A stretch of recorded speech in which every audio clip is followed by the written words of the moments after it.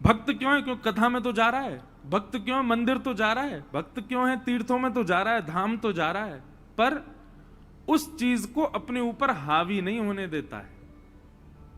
जैसे आजकल इन भक्तों की ज्यादा संख्या हो गई है, वृंदावन में भीड़ बहुत हो रही है, तीर्थों में भीड़ बहुत हो रही है, महाकाल चले जाओ, ओहो महाराज कितनी भीड़, लंबी लाइन लगी है।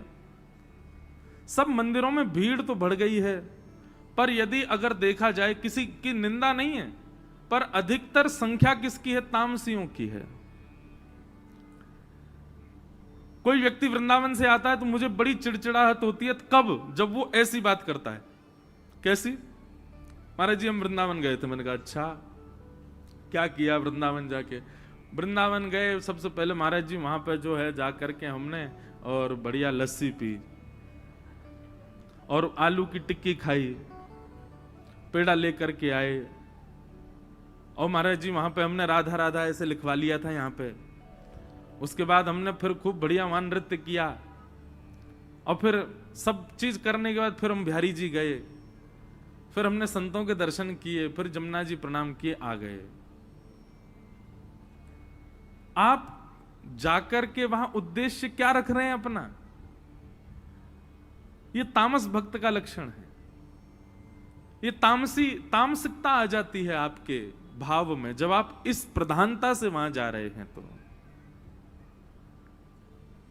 हम वृंदावन जाने का नियम बताते हैं। सबसे पहले वृंदावन में प्रवेश करते ही वहां की रज को प्रणाम करो।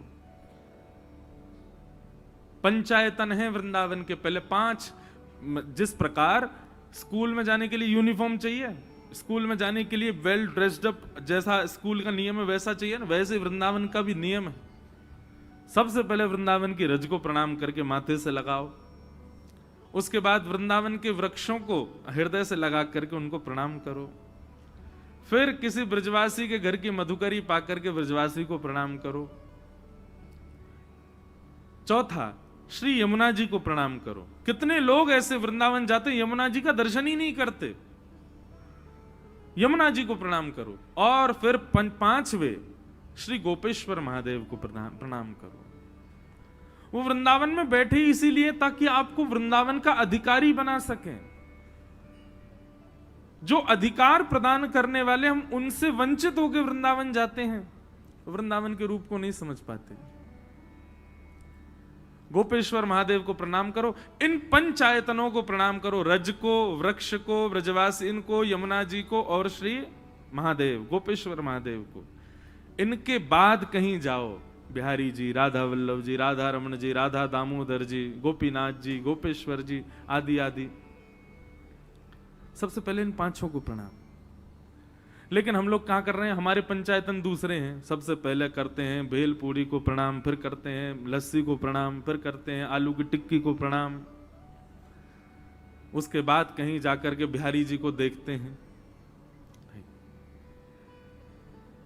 बात तो मैं वहां ले गया, लेकिन यहां पर तामसी भक्त की चर्चा हो रही है। तामसी भक्त कैसा होता है? बोले कथा में तो जाएगा, मंदिर तो जाएगा, सब कुछ करेगा, लेकिन अपने जीवन में लागू नहीं होने देता उन चीजों को, सुनने तक सीमित रखता है बस कथा को। दूसरा लक्षण क्या है तामसी भक्त का? बोले दंभ।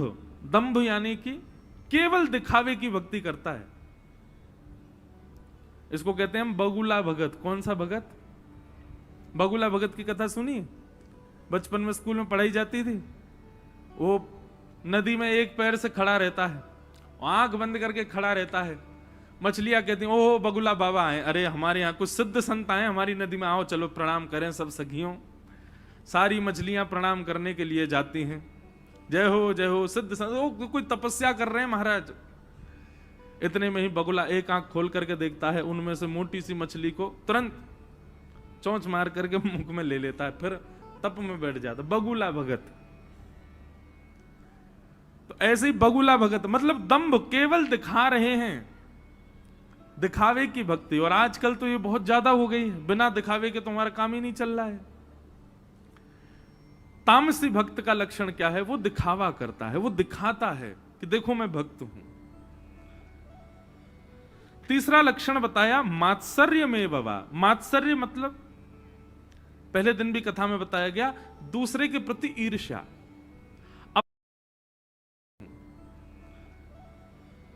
तीसरा लक्षण बताया मात्सर्य में बाबा। मात्सर्य मतलब पहले दिन भी कथा में बताया गया, दूसरे के प्रति ईर्ष्या। अपने दुख से दुखी कम है, दूसरे के सुख से ज्यादा दुखी है।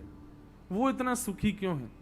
और इसीलिए वो गणेश जी के पास, महाकाल भगवान के पास जा रहा है, क्योंकि वो सुखी क्यों है नाथ, मैं क्यों नहीं हूं।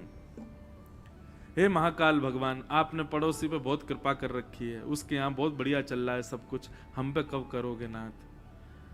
दूसरे के प्रति ईर्ष्या की भावना रख के जो ठाकुर जी की शरणागति में जाता है, शरण में जाता है,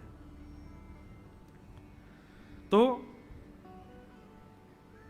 ये लक्षण जिसमें है वो तामसी भक्त है। भगवान कहते हैं वो मुझको बिल्कुल प्रिय नहीं।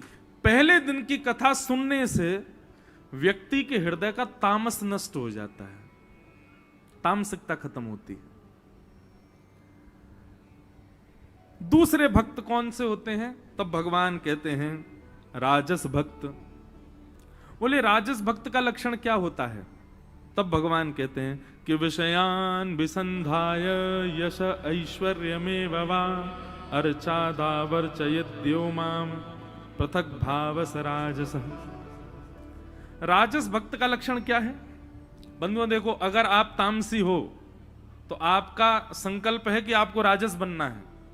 कहीं आप राजस हो तो आपका अगला स्टेप है कि आपको निर्गुण बनना है। और अगर आप निर्गुण में हो तो आपको राजस हो तो आपको सतोगुणी बनना, और सतोगुणी हो तो आपको निर्गुण बनना है।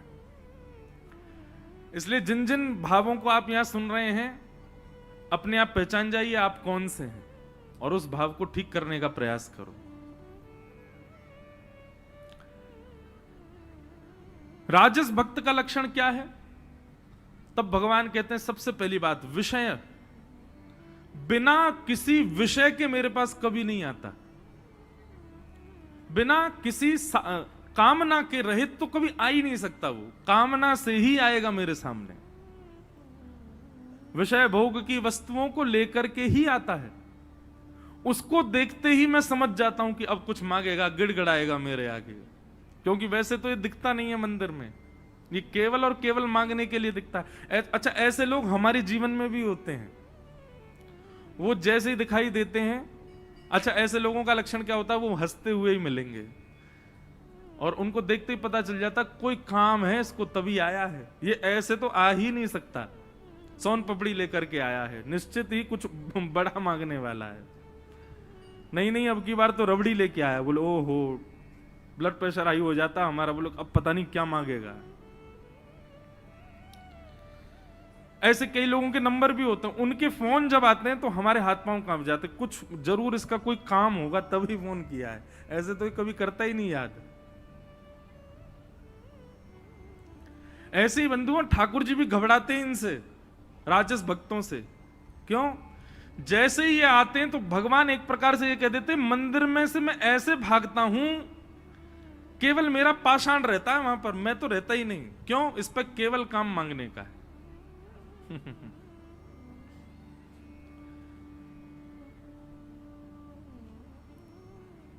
मैया मुरादें पूरी कर दे, हलवा बांटूंगी। मैया कह रही नहीं करूंगी तो नहीं बांटेगी, मुरादें ही चाहिए बस।